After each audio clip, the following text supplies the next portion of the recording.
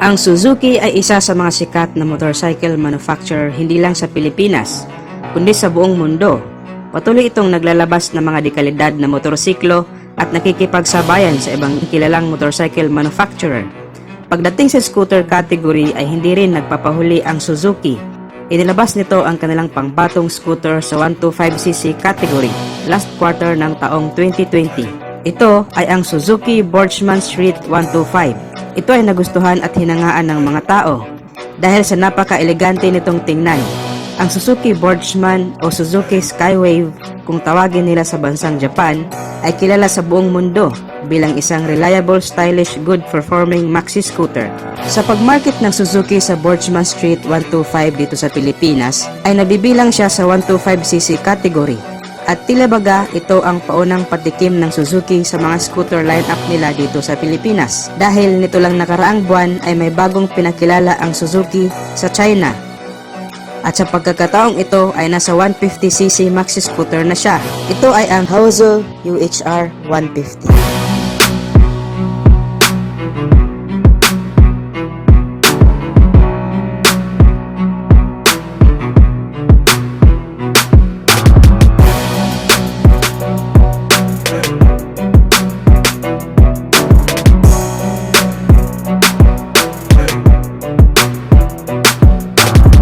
Talakayin natin kung anong meron sa bagong scooter na to. Ito na kaya ang magiging Suzuki Boardman Street 150? Bago ang lahat, ay baka pwede namang makahingi ng likes. Pindutin na rin ang subscribe at bell icon para lagi tayong updated sa motorcycle news and reviews.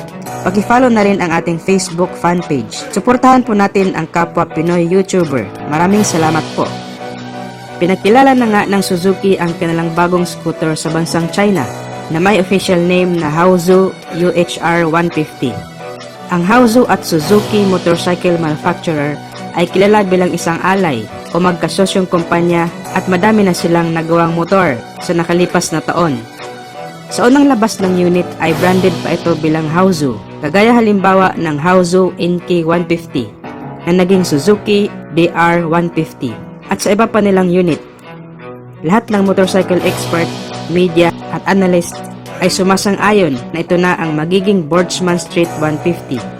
Lalo pat ang Suzuki ngayon ay wala pang ganitong klase ng scooter na napaka-elegante ang dating at may engine specs na mas mataas kumpara sa Boardman 125, di gaya ng Honda na may PCX 160 at Yamaha na may NMAX 155 na siyang kilala bilang magkatunggali na scooter. So ibig sabihin ay ito na ang pangtapat ng Suzuki sa PCX ni Honda at sa NMAX ni Yamaha.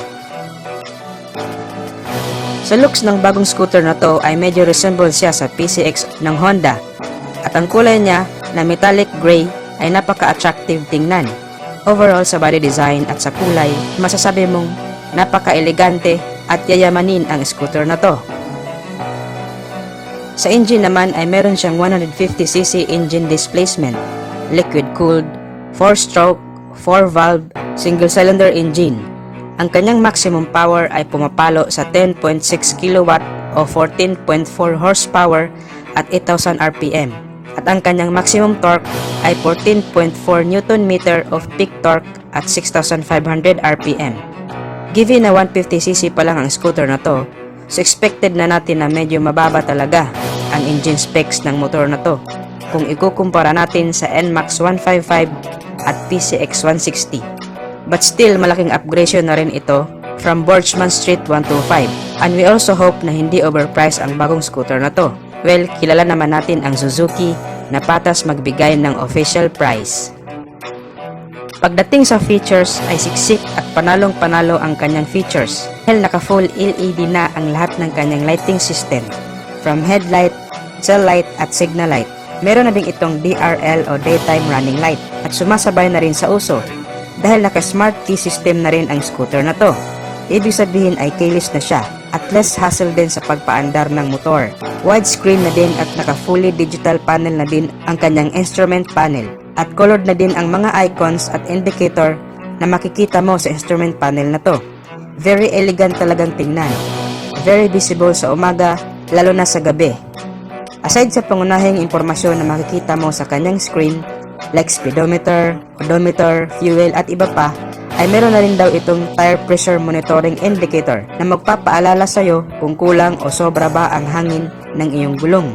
Meron na ang ganitong feature sa iilang scooter na bagong labas ngayon like Dayang ADV 150. At kagaya sa Honda at Yamaha, meron na din itong feature na idling stop. Yung feature na kusang namamatay ang makina ilang segundo lang habang nakahinto ang motor at kusa na din itong aandar kapag ipihit na ang silinyador. Ang ganitong klase ng feature ay makakatipid sa pagkonsumo ng gasolina. Ang sukat naman ng kanyang gulong sa harap ay 110 by 80 at sa likod naman ay 130 by 70 at parehong size 14 ang sukat ng kanyang mags. Tubeless na rin pareho. Naka-hydraulic single disc brake naman ang kanyang preno sa harap at likod na may ABS o anti-lock braking system. Good news po ito dahil wala ka nang masyadong pangamba lalo na sa madudulas na kalsada. Piniprevent kasi nito ang pagkalak ng brake pagka may biglaang pagpreno na magresulta sana sa pagkakadisgrasya. For safety features ito sa mga riders. Suspension niya sa harap ay naka-telescopic fork at naka-unit swing type naman sa likod. Ang bigat naman ng motor na to ay 140 kilograms. Actually, mas mabigat pa siya compare sa NMAX at PCX. Ibig sabihin ay mas stable siya sa kalsada. Set height naman ay 760 mm. Mas mababa siya ng kaunti kay PCX at NMAX. Ground clearance ay 120 mm. Ang fuel tank capacity naman niya ay 8 liters. Medyo malayo-layo na rin ang mararating. Kapareho sila ng fuel tank capacity ni PCX 160. Pagdating naman sa kanyang price, ay nagkakahalaga ito ng 20,000 Chinese yuan money. At kung i-convert natin ito sa Philippine peso, ay nagkakahalaga ito ng 157,500 pesos. So ibig sabihin ay mas mahal pa siya kung i-compare natin sa PCX at NMAX. Pero hindi naman ibig sabihin na kung magkano ang exact price nito sa Chinese money, ay ganun na din ang price niya kung i-convert natin sa Philippine peso. Kagaya halimbawa ng Kiamco KRV 180, ang price niya sa Taiwanese money ay 120,000. Kung i-convert natin yan sa Philippine peso, ay nasa 218,000 pesos. Pero nung nilabas niya siya sa Pilipinas, ang official price na in-announce ng Kiamco Philippines ay nasa 189,900 pesos na lang. So kung sakali man na dumating ito sa Pilipinas at kung ang presyo nito ay ka-level o mababa lang ng kaunti compare kay NMAX 155 at PCX 160, ay sigurado ako na papatok ito sa masa dahil napakaganda ng looks at features ng scooter na to at subok na din ang kanyang kalidad.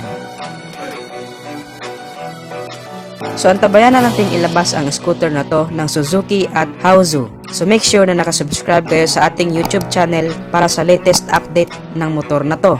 Mag-iwan na rin ng likes bilang suporta sa ating video. Feel free na rin na mag-comment kung ano ang masasabi nyo sa scooter na to.